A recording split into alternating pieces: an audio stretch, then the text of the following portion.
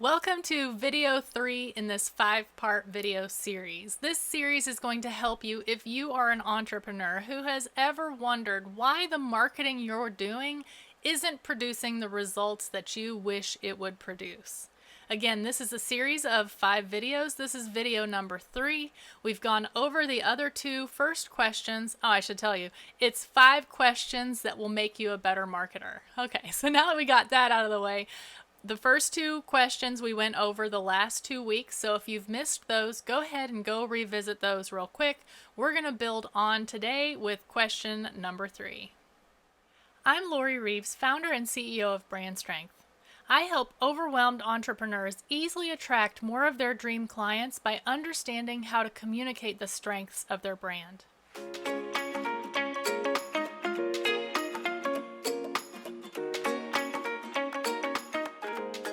Okay, so let's dive into question number 3 of the 5 questions that can make you a better marketer. We know that we're diving into our ideal clients, right? And we already know, if you've watched the first 2 videos in this series, that we're talking about before they work with you and after they work with you, so that we can paint a picture of what life is like before versus life after. And we're digging in so that we're not staying surface level and being generic and really like going, if you even make it in one ear, it goes right out the other. A lot of times it doesn't even make it in one ear if you're being too vague or too general. So today we're going to dive into the third question, which is, what are your ideal clients doing? Okay, what actions are they taking? Now, again, we're going to look at this in the scenario of before they hire you and after they hire you. There's a little bit of a nuance today. We're going to go a little bit deeper than we did on the first 2 questions, because I really want you to think about, what are they doing that is either not producing good results, or what are they doing that's actually preventing them from making progress? Okay, so this could be one of those 2 things. They're doing something that is either keeping them from making progress or actually hurting themselves. Okay, so again, if you watched the other 2 videos, I explained in the first video who my example client is. I am a web designer in the example, and before, what my client might be doing before I work with them is making a lot of workarounds. Okay, they're spending a lot of time creating workarounds so that they don't have to send somebody to their website, which they don't feel like is an accurate representation of who they are and what they're doing now. So there may be great information on the website, but they don't want to send anybody to it because they're ashamed of it or embarrassed of it. So they're spending their time that they could be spending serving their clients, making graphics on Canva, or trying to get people on their email list by making another opt-in, but trying to keep it where they're not going to show them their whole website, right? They're doing those things that is harming themselves. They're doing things that are keeping them stuck. They might also be, fudging with their website and trying to make it look better, but actually just making it look worse. Or if they have very little web design skills, they might, break their whole site. And so it's like they're trying to accomplish the solution themselves and it's not working. So I want you to think through your ideal clients. What are they doing that is keeping them stuck or hurting them or preventing them from moving forward before they hire you? What are they doing? Now, again, this could be to solve their problem. Okay, so I want you to think about this in a few different ways. They could be trying to solve their problem on their own.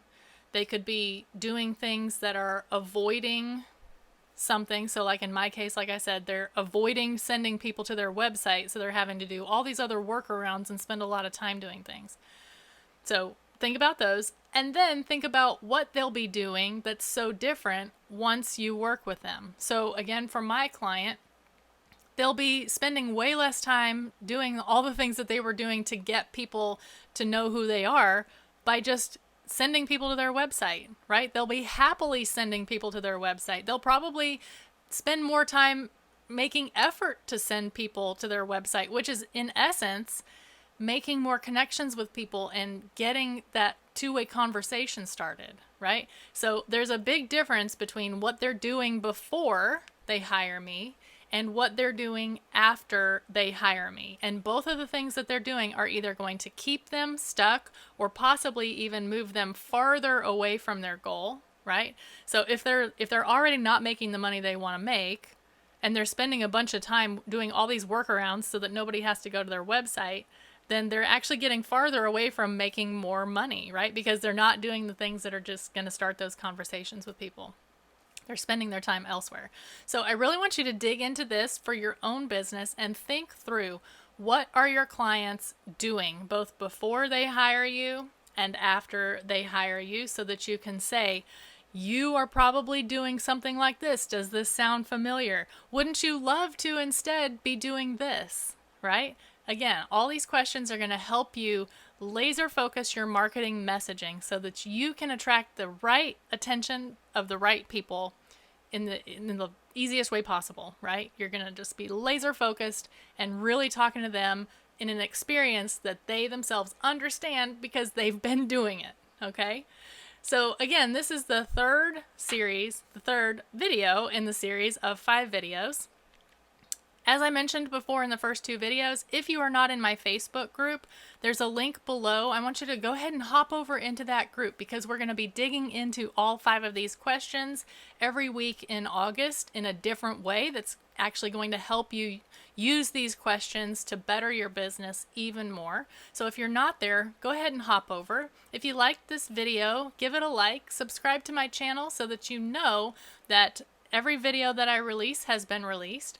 If you think that this is helpful information that you think somebody else in your life needs to know about, please spread the word. Let them know that I'm over here helping entrepreneurs understand how to communicate the strength of their brand so that they can attract the exact right people that they want to work with. So again, I hope to see you again in a future video or in my Facebook group, and I'll talk to you again soon.